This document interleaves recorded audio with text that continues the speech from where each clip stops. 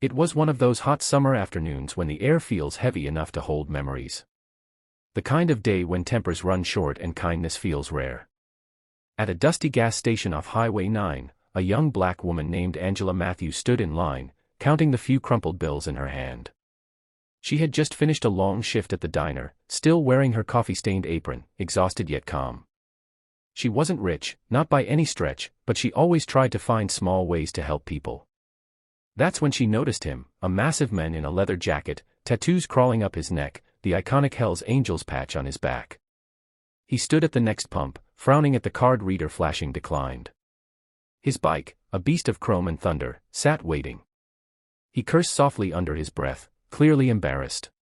People were already staring. The cashier hesitated, unsure whether to intervene. But Angela didn't hesitate for long. She walked up, heart pounding, and said quietly, "Hey, don't worry about it. I'll take care of it." The biker blinked at her, as if she'd spoken in another language. "What?" She smiled faintly. "Your gas.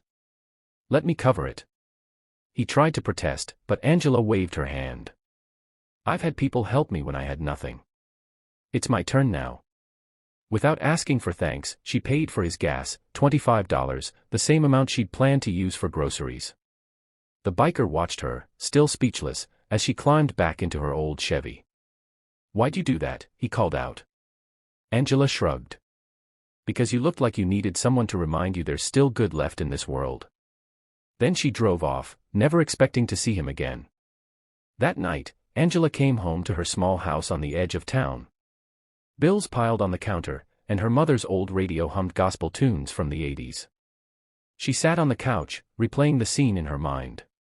Part of her wondered if it had been foolish, giving away money she barely had, but her heart felt strangely light.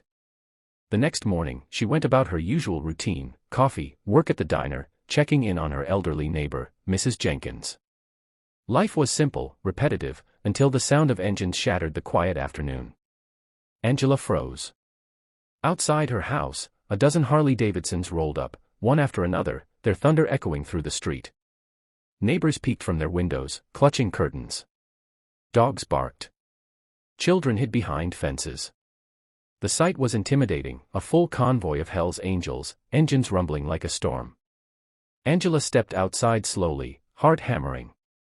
Then she saw him, the same biker from the gas station, walking toward her with his helmet tucked under his arm. He looked even larger in daylight, but his eyes held something unexpected. Warmth. Gratitude. "Morning, ma'am," he said, voice deep but gentle. "You remember me?" Angela nodded cautiously. "You're the guy from the gas station." He grinned. "Name's Ray Bulldog J." The afternoon sun hung low and unforgiving over the cracked pavement of a small-town gas station in rural Georgia. Heat shimmered off the ground, the kind that made tempers short and patience shorter. A tired woman named Angela Porter stood at pump number 4, her old sedan coughing as it swallowed the last of her paycheck in fuel. Her work uniform clung to her skin, the faded blue shirt from the diner she'd been serving at since her husband passed. Angela wasn't rich. She wasn't even comfortable. Every dollar was a choice: groceries or gas, bills, or her daughter's school lunch.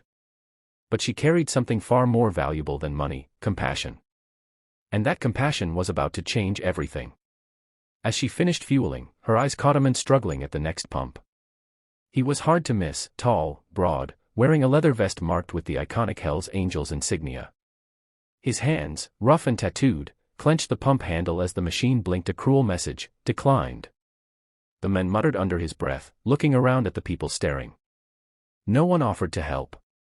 Most just averted their eyes, whispering. But Angela didn't move away. Something in his expression, that mix of embarrassment and quiet defeat, pulled at her heart. Without thinking twice, she walked over and said softly, "Hey, looks like you're having a rough day. Let me get it." He looked at her, startled. "What?" "Your gas," she said. "I got you." He shook his head. "Nah, ma'am, I can't let you do that." "You can," she insisted, smiling faintly. "It's just gas. I've had days like that too." She tapped her card, filled his tank, and waved off his protests. When she finished, he looked at her as if trying to understand why. "Why'd you help me?" he finally asked. Angela shrugged. "Because kindness doesn't need a reason." She smiled, got into her car, and drove off, never expecting to see him again. That night, the storm clouds rolled in. Angela sat at her kitchen table, sorting bills. Her 8-year-old daughter, Maya, sat nearby doing homework, humming softly. The roof leaked again, drip, drip, but there wasn't enough money to fix it. Still, Angela found peace in small blessings. They had dinner. They had each other. Life wasn't easy, but she had faith that one good deed always found its way back somehow. The next morning began like any other, until she heard it. A low, distant rumble. It started soft, like thunder. Then it grew louder, closer. The windows trembled. Angela peeked outside, and froze. Dozens of motorcycles lined the street, roaring toward her tiny home. Leather vests, gleaming chrome, and helmets glinting under the sun. Neighbors peered through curtains, whispering. Some even called the police, thinking trouble had come to their quiet street. Angela's heart pounded.